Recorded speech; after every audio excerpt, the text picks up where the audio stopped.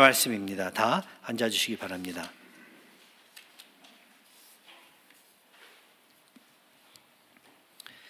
오늘 말씀의 제목은 의롭게 된 죄인, 의롭게 된 죄인이라는 또 제목을 붙이고 준비를 했는데요. 여러분들께서는 이 말을 들어보실 때, 의롭게 된 죄인이다라는 말을 들어보셨을 때 어떤 그 마음에 어떤 이 감정이 드러나는지요, 어떤 생각이 드시는지요, 한번 생각해 보시기 바랍니다. 의롭게 된 죄인, 다른 사람을 놓고 이야기한다고 생각을 하십니까? 아니면 이러한 이 말을 갖다 들을 때마다 이건 나다, 바로 나다, 그렇게 그냥 곧장 곧바로 그렇게 생각을 하시나요? 정답은 바로 그거죠. 의롭게 된 죄인. 지난주에도 우리가 복음에 대해서 우리가 들어보면서 나는 하나님의 은혜로 구원받은 죄인이다라는 그 말을 우리가 가지고서 우리가 살펴보았는데, 이러한 그 비슷한 말을 우리가 들어볼 때마다 항상 먼저 우리들이 그 생각이 들어야 되는 것은, 마음에 새겨야 되는 것은 바로 나를 두고 하는 말이다. 우리 하나님께서 나를 축복하시는 그러한 내용의 말씀이다라고 우리가 그렇게 받아들여야지만 우리에게 축복이 되고 하나님께 영광이 되고, 그리고 예수 그리스도께서 십자가에서 돌아가셨던 우리 하나님의 그 사랑의 역사, 그것이 정말로 우리 안에서 소화가 되고 제대로 그러니까 소화가 되고 있다는 것을 갖다가 보여주게 된다는 것을 우리가 기억을 하면서 오늘 말씀을 대해보면은 더 은혜롭게 되지 않을까, 은혜스럽지 않을까, 그렇게 생각이 됩니다. 의롭게 된 죄인, 내가 바로 의롭게 그렇게 된 죄인이다. 이렇게 한번 생각을 하시면서 한번 말씀을 보겠습니다. 오늘 그 본문에서 그래서 이제 의롭게 되려라는 말이 나오고 있죠. 만일 17절에 가서 보면, 만일 우리가 그리스도 안에서 의롭게 되려 하다가라는 그러한 그 말이 나타나게 되는데요. 의롭게 되려 하다가, 의롭게 되려라는 이 말은 영어로 justified라는 말을 사용을 하고 있습니다. 그렇게 번역이 되고 있는데, 이 그 말 자체는 어떤 뜻을 가지고 있냐면은 justified, 의롭게 되려라는 말의 그 뜻은 하나님으로부터, 그러니까 성경에서 사용을 할 때 세상에 사용하는 그러한 의미를 이야기하는 것이 아니라 성경에서 이야기를 할 때 이 의롭게 되려 justify라는 그 말은 하나님으로부터 의롭다고 여김을 받거나 아니면은 의롭다고 선언되는 것을 갖다 뜻하고 있다는 것을 갖다가 기억하시기 바랍니다. 다시 말씀드리겠습니다. justified라는 이 말은 하나님으로부터, 우리 하나님으로부터 의롭다고 여김을 우리가 받거나 아니면은 의롭다고 선포되는, 선언되는 바로 그것을 뜻하고 있다는 것을 우리는 늘 생각을 해야 된다는 것입니다. 그래서 우리 늘 성경 공부를 하면서 하나님의 은혜로 구원을 얻을 때 시작은 칭의에서부터 시작을 한다고 여러분들께서는 늘 배워오셨죠. 이제는 너무 많이 들어서 아주 이상하게 들리는 단어가 아니라고 제가 믿고 있습니다. 신학 용어들이 많은 경우에 좀 들어보지 못한 용어들이기 때문에 이상하다고 여길 때가 많거든요. 저도 처음에 칭의라는 이 말을 들었을 때 참 이상하다, 이게 무슨 뜻인가, 한 번도 들어보지 못한 말이다라고 생각을 했었는데, 그러나 이제 성경을 통해서 수없이 공부를 하고 읽어보고 또 마음에 새겨보면서 소화를 시키다가 보니까 칭의라는 이 말 자체가 너무나도 자연스럽게 내 삶에 적용되고 있는 것을 갖다가 발견을 해요. 여러분들께서도 아마 그러실 것 같아요. 제 생각에 칭의, 하나님께서 의롭다고 칭해 주셨다, 이게 justification이라고 영어로는 번역을 하고 있습니다. 그래서 의롭게 되려 한다 했을 때는 justified 한다라고 그렇게 번역을 하면서, 영어로는 그렇게 사용을 하면서 그 뜻은 하나님으로부터 의롭다고 여김을 받는 것이다. 내가 내 자신을 의롭게 만드는 것이 아니라 하나님께서 내 상태가 지금 어떻건 간에 상관없이 의롭다고 여겨주신다는 거예요. 그리고 여겨주실 뿐만 아니라 의롭다고 선언하신다는 거예요. 선포하시는 거예요. 온 우주를 향하여. 그러면은 역시 여러분들께서 하나님께서 선포하신 의롭다고, 여러분들이 의롭다고 이렇게 선포하신 것을 갖다가 안 들어봤다고 말씀을 하실 수 있겠지만은 알게 모르게 여러분들 정말로 하나님의 이 은혜를 입으신 분들이라면 다 그 선포를, 그 선언을 들으셨다는 것을 갖다가 믿으시기 바랍니다. 왜 그런가 하면은 여러분들의 마음에는 바로 나도 모르게 하나님께서 그렇게 나를 받아주시고 귀하게 여겨주시고 그러하기 때문에 양자 삼아 주셨다고, 그것을 믿는 믿음이 있기 때문에 그렇다는 거예요. 그래서 하나님의 선포하심을 여러분들께서는 들으신 거예요. 그리고 그 선포하심이 여러분들의 마음에 지게 돼가지고 뿌리를 내리고 열매를 맺게 된 거예요. 그래서 여러분 그러한 내용의 믿음을 가지고 있게 되신 거라는 거예요. 아멘. 네, 이거 아무나 믿을 수 있는 거 아니에요. 예수님을 믿고 하나님을 믿는다는 게 이게 하고 싶다고 그래가지고 되는 게 아니거든요. 왜냐하면 제가 이거 정말 여러분들에게 잘 말씀드릴 수 있는 게, 자신 있게 말씀드릴 수 있는 게, 많은 사람들 전도하다가 보면은요, 자기가 믿으려고 노력을 하는데 안 된대요. 네. 그런 말씀하시는 분들이 있습니다. 근데 그게 맞는 말이에요. 솔직한 말이에요. 믿는다고 아무리 노력을 해도 안 믿어지는 게 이게 신앙, 참된 신앙이고 신앙의 그 모습이고, 그리고 믿는 사람이 안 믿으려고 아무리 노력을 해도 안 믿어지지 않게 되는 게 이게 또 그 신앙의, 참된 신앙의 모습이라는 거예요. 여러분들께서는 하나님께서 은혜로 여러분들을 하나님의 백성으로 만드셨고 하나님의 자녀들로 만드셨고 사람들로 만드셨는데, 그거 내가 마음대로 그렇게 되게 할 수도 없었을 뿐만더러 그렇게 된 이 다음에 지금 이 상태에서 그렇게 되지 않게도 우리 마음대로 안 된다는 거예요. 그 정도로 또 다시 한번 우리 하나님의 권위, 우리 하나님의 세력, 우리 하나님의 능력, 우리 하나님이 얼마나 크신지를 갖다가 우리는 깨닫고 있어야 된다는 거예요. 우리 마음대로 할 수 없는 것, 너무 다행이에요. 우리 마음대로 우리 자신들을 두고 한다면은 아마 오래전에 망했을 거고 앞으로도 망할 것이고 반드시 지금 잘하는 것 같아도 넘어져 완전히 코피 터질 것이라는 것을 갖다가 우리는 알아야 된다는 거예요. 그래서 우리 하나님께서 우리의 삶을 붙잡고 계시고 인도하시고 주관하신다는 것이 얼마나 큰 축복인지 우리는 알아야 된다는 것입니다. 그래서 하나님께서 우리를 의롭다고 여겨주신다, 의롭다고 선언하셨다, 선포하셨다. 우리들만 그 선포하신 것을 받아들인 것이 아니라 마귀들도 천사들도 바로 이 선포를 들었어요. 그래서 함부로 하나님의 백성들을 가지고 놀 수 없다는 거예요. 여러분들 만일 이 점에 대해서, 이런 면에 대해서 겁먹고 떨고 있다면은 마음 놓으시기 바라요. 마귀가 그 무엇이, 어떤 사람들이, 믿지 않는 어떤 이 세상의 어떤 세력과 단체들이 여러분을 어떻게 할 수 없다는 거예요. 육신적으로는 여러분들을 공격할 수 있겠지만은 영적으로는 여러분들을 정말 조금도 머리결 하나도 건드릴 수 없다는 것을 갖다가 여러분께서 기억하시기 바랍니다. 그래서 이 의롭다고 여겨주신다, 하나님께서 의롭다고 선언해 주셨다, justified 해주신 우리 하나님으로부터의 받은 받은 그 은혜, 우리는 마음에 그 진실을 새기면서 매일매일 이 신앙의 걸음을 걷고 있다는 것입니다.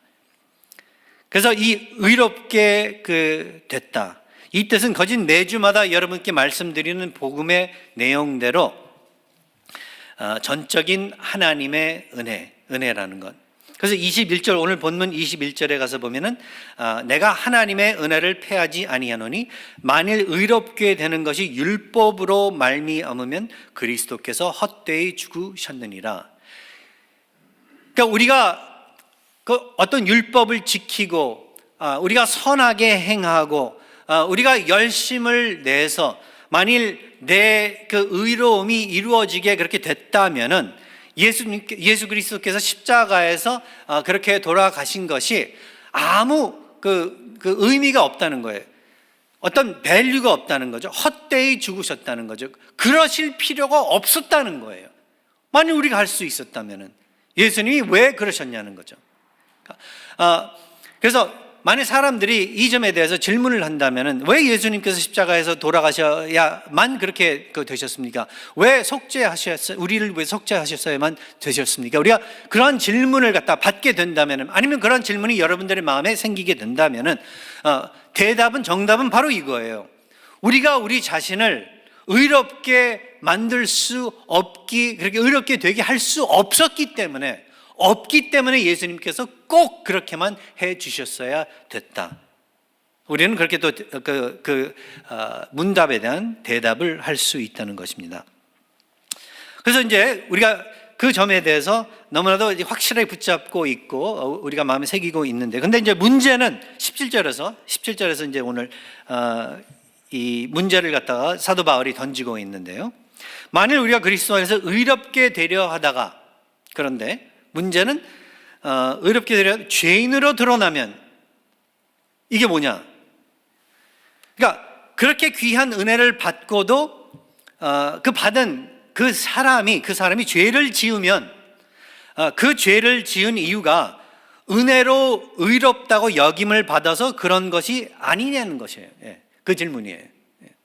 그러니까 은혜로 하나님께서 우리들을 의롭게 그렇게 해 주셨기 때문에, 선물로 그렇게 주셨기 때문에, 우리가 고생해가지고 우리가 뭐 피땀 흘려가지고 희생해가지고 얻은 것이 아니라 거저 하나님께로 얻은 그 사실 때문에, 만일 그 이유로 삼아가지고 내가 죄 지은 것을 가지고서 그래서 죄를 지은 것이 아니냐, 만일 그렇게 생각을 한다면은, 그런 질문을 한다면은 사도 바울이 대답하기를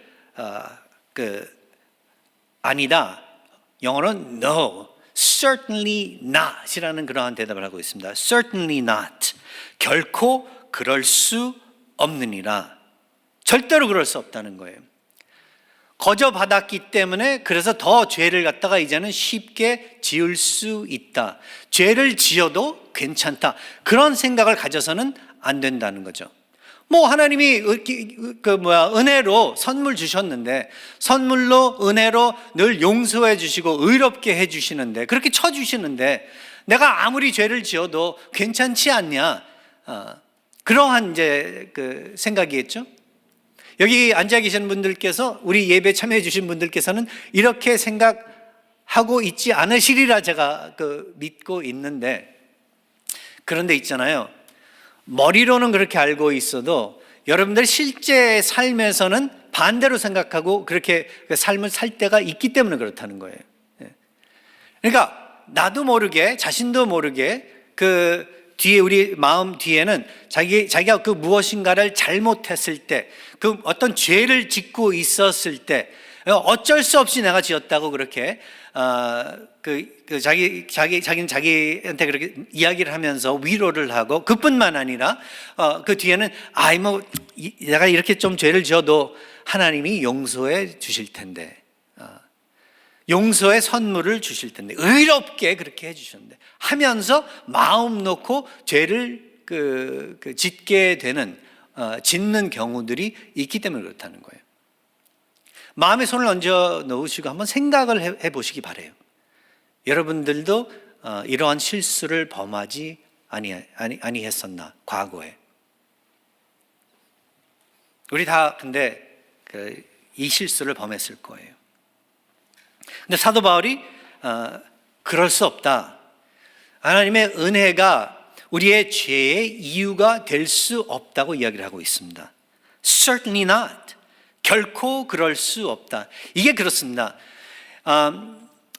항상 보면은 이 성경의 진리를 갖다 전달하다가 보면은 항상 보면은 두 면이 있는데, 우리가 그 두 면을 한꺼번에 다루기보다는 어쩔 때는 한 면씩 한 면씩 다루다가 보면은 어쩔 때는 그 한 면에다가만 초점을 맞춰서 그것만 중요한 것 같이 이렇게 여기다가 보니까 그쪽으로만 쏠릴 때가 있다는 거죠.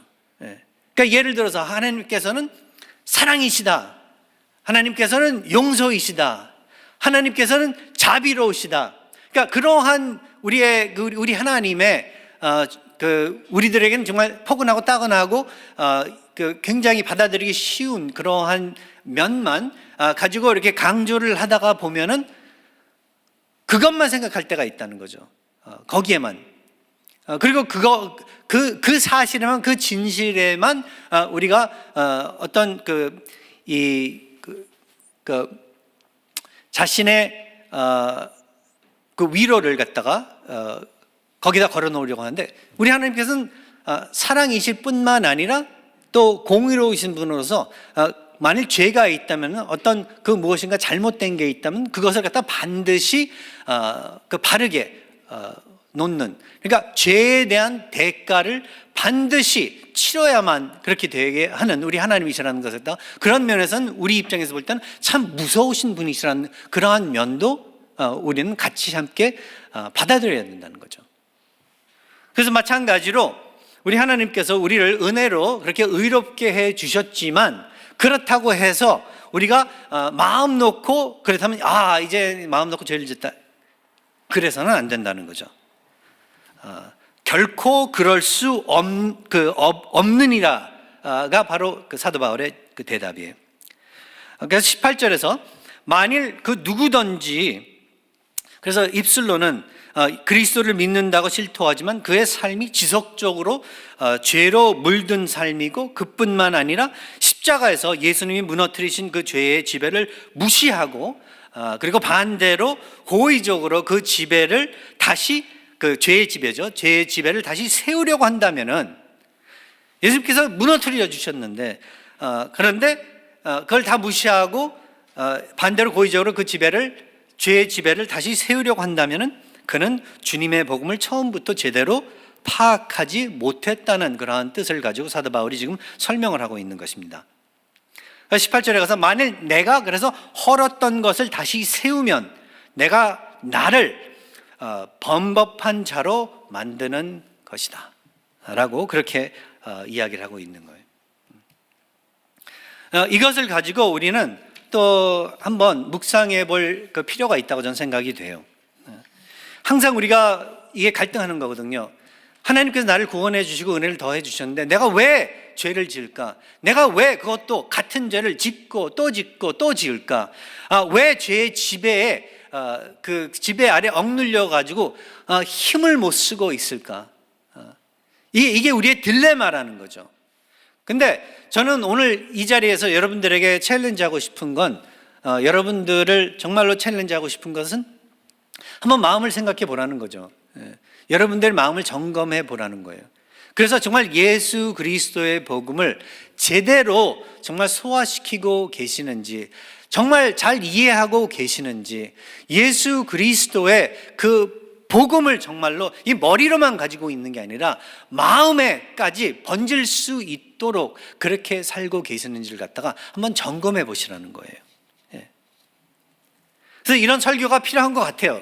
제 자신도 마찬가지고, 알고 있어도 한때 마음에서 소화를 시켰어도, 근데 그 유혹이 너무나도 크기 때문에, 이 세상 살아가면서 부딪히는 게 너무나도 많기 때문에, 베드로도 넘어졌던 것과 마찬가지로 우리들도 쉽게 얼마든지 이곳저곳에서 넘어질 수 있기 때문이라는 거예요.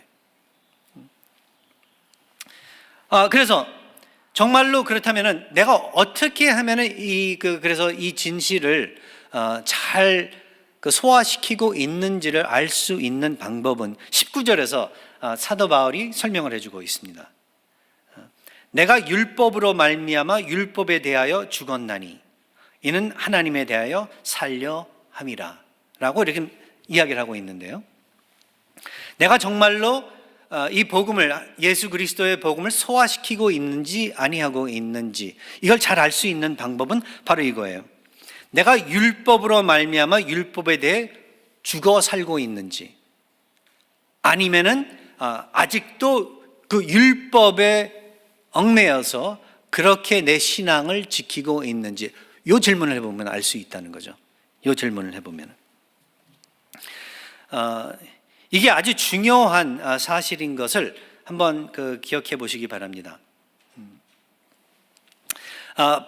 사도 바울은 자기가 그 칭의의 이 은혜를 얻기 전에는, 그러니까 예수 그리스도를 만나기 그 이전에는 율법을 철저하게 지킴으로써 바리새인으로서 자신이 하나님께로부터 인정을 받고 영생을 얻고 하나님의 축복을 누릴 수 있다고 그렇게 믿었었던 사람이었다는 거죠.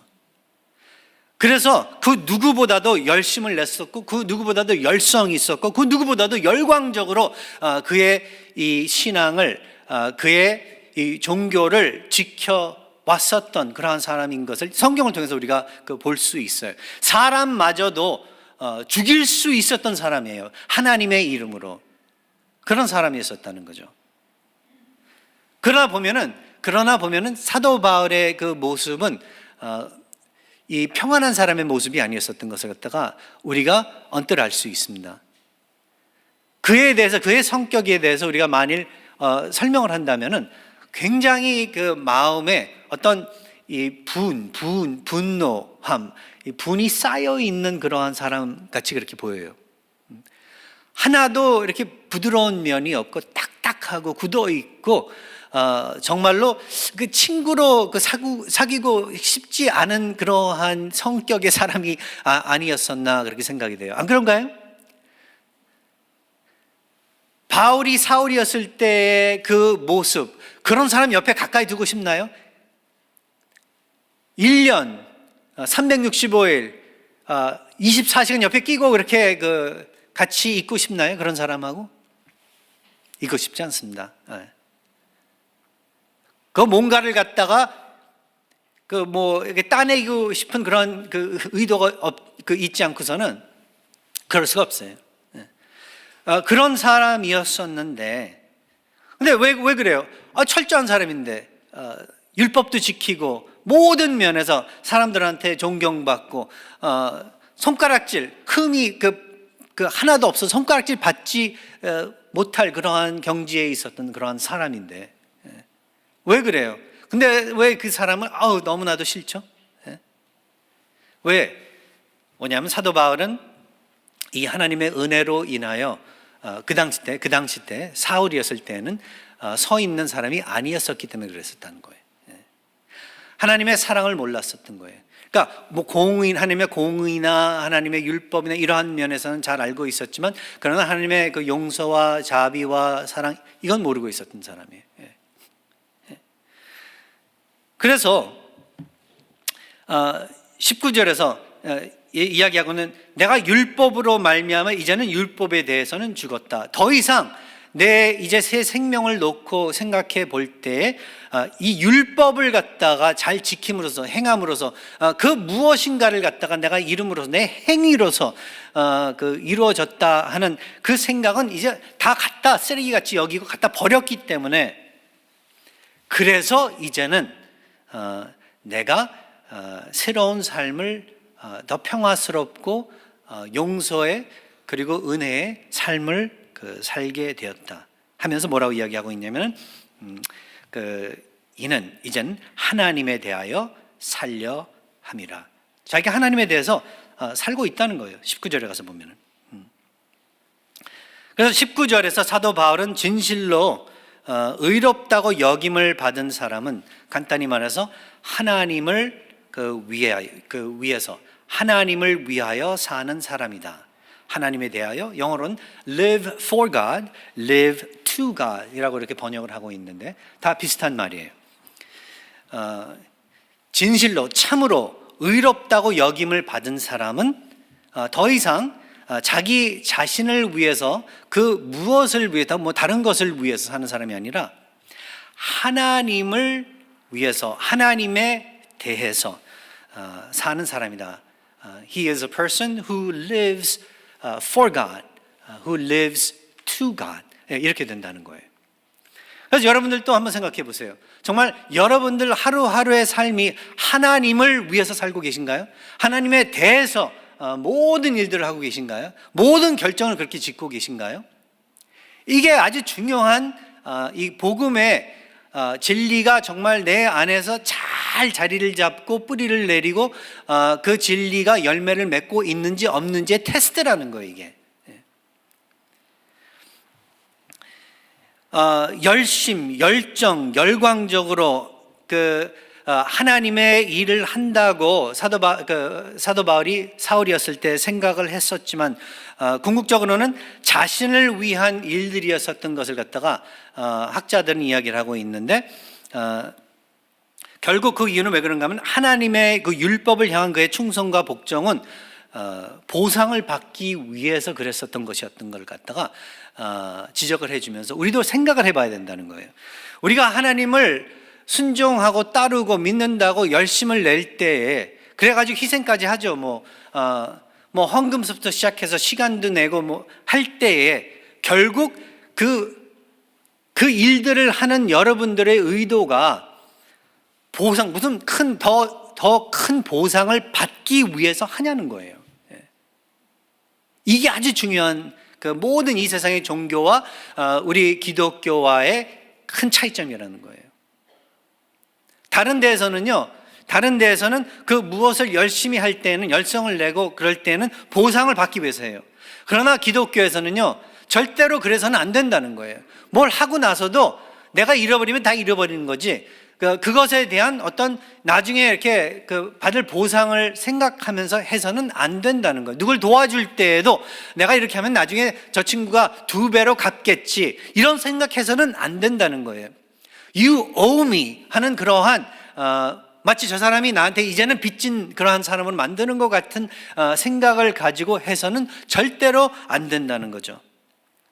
그러한 사도 바울이 사울이었을 때의 생각, 많은 이 세상 사람들, 종교인들의 생각, 교회 다니는 사람도 비슷한 생각을 가지고 있는데, 보상을 받기 위한 그 생각은 하나님을 향해서 하나님에 대해서 이야기를 할 때 God, dear God, you owe me. 하나님이여 당신은 나에게 갚을 빚이 있나이다 하는 그런 마음을 가진 사람들이라는 거죠. 근데 만약 그러한 마음을 갖고 있다면 하나님께서 정말로 은혜로서 의롭다고 칭해 주셨다는 것을 갖다가 이해를 못하고 있다는 거예요. 말로 엮는 거는 참 귀하게 엮을 수는 있지만 그걸 이해를 하지 못하고 있다는 거예요. 사도 바울은 그의 새로운 순종과 열심의 이유를 20절에서 설명을 해주고 있습니다. 그래서 그 전에는 그 무엇인가 보상을 받기 위해서였었는데, 내가 내 자신을 갖다가 결국 그래서 위에 서였었는데, 그러나 이제 하나님에 대해서 이제 사는 그 삶을 살게 된 그 모습을 20절에 설명을 하면서 보면 여기 뭐라고 적고 있냐면은, 자, 읽겠으면 내가 그리스도와 함께 십자가에 못 박혔나니 그런즉 이제는 내가 사는 것이 아니요 오직 내 안에 그리스도께서 사시는 것이라. 이제 내가 육체 가운데 사는 것은 나를 사랑하사 나를 위하여 자기 자신을 버리신 하나님의 아들을 믿는 믿음 안에서 사는 것이라. 그가 이제 새로운 순종과 열심을 보이는 그 이유, 아니 예수 그리스도 안에서 그가 거듭난 그 이후에도 사실 그 전보다 더 열심히 뛰었어요. 근데 그 이후에 그의 모습을 성경에서 이렇게 설명을 해본다면, 맞습니다. 철저한 사람이긴 철저한 사람인데 되게 너그러워요. 그 사람이 주장하는 그 글들을 읽어보면 다 은혜, 용서하라. 예. 어떤 면에서는 무섭게 이 하나님의 율법을 확실하게 지키면서도, 그러나 그 잘 지키지 못하는 사람들을 향해서 너그럽게 대해주는 그러한 모습을 우리가 읽게 돼요. 예. 그러한 것을 갖다가 보면서 그 이유를 우리가 알게 되는데, 결국 보상을 받기 위해서가 아니라 이미 벌써 하나님께서 보상 필요 없게 만들어 주셨기 때문에, 너무나도 크게 축복을 해 주셨기 때문에, 그리고 그 무엇보다 그 축복을 구체적으로 뭐라고 설명을 하고 있냐면, 나를 사랑하사 나를 위하여 자기 자신을 버리셨대요. 여러분, 이게 얼마나 중요한 사실인지를 깨달으시기 바랍니다. 인간과 인간 사이에서도요, 어느 순간에 정말로 친해진 줄 아세요? 그래가지고 영원히라도 말할 수 있겠죠. 근데 평생 동안 친한 친구로 이렇게 지낼 수 있는 계기가 언제 생긴 줄 아세요? 그 둘 사이에서 아무 조건 없이 이기적이지 않고 그냥 서로를 위해서 그 둘이 그 헌신을 하고 희생을 할 때, 둘을 위해서, 상대편을 위해서, 그때 친해지게 돼요. 그리고 그 우정은 평생 갑니다. 근데 아무리 친하게 보여도 서로 맨날 서로 따먹으려고 그렇게 그 경쟁하고, 그리고 한 마디의 그 희생도 없고, 뭐 이러한 모습은요, 사람이 서로 친해지지 못하게 그렇게 만듭니다. 그런데 사도 바울은 우리 하나님에 대해서 생각을 할 때 뭔가를 따내야 되겠다, 이게 아니라 하나님이 나한테로부터 뭔가를 따내시려고 한다, 이것도 아니고, 이 세상 종교인들은 다 그렇게 생각하거든요. 이 신이 나로 인해서 나한테 뭘 좀 따가려고 그렇게 생각한다, 이렇게 생각을 하거든요. 근데 그게 아니라는 거죠.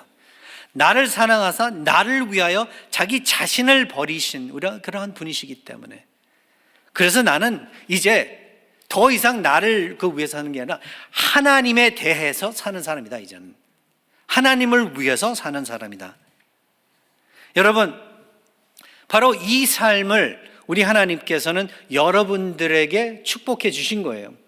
의롭게 된 죄인들은 이렇게 사는 사람들이에요. 하나님의 영광을 위해서, 하나님을 위해서 사는 사람들이에요. 왜? 나를 사랑하사 나를 위해서 자기 자신을 버리셨기 때문에. 우리는 그 이유만 붙잡고 하는 거예요. 좀 힘들어도, 어려워도, 손해져도 괜찮다는 거예요. 우리 정말 천지를 만드신 우리 하나님께서 나를 사랑하사 나를 위해서 자기 자신을 버리셨는데, 나 이거 조금 버린다고, 나 조금 이거 희생한다고 이거 가지고 아까워할 거냐는 거예요. 아니라는 거죠. 여러분, 만일 우리가 하나님을 위해 살지 않는다면 반드시 다른 그 무엇을 위해 살 것이에요. 이건 그 어떤 목사님을 물어봐도 이 대답을 해 주실 거예요. 그 어떤 신학자에게, 그러니까 정말 성경적인 분들을 놓고 제가 얘기하는 거예요. 물어본다면은 반드시 그렇게 대답을 할 거예요. 하나님을 위해서 살지 않으면 여러분들이 반드시 여러분들은 다른 것을 위해서 살 거예요.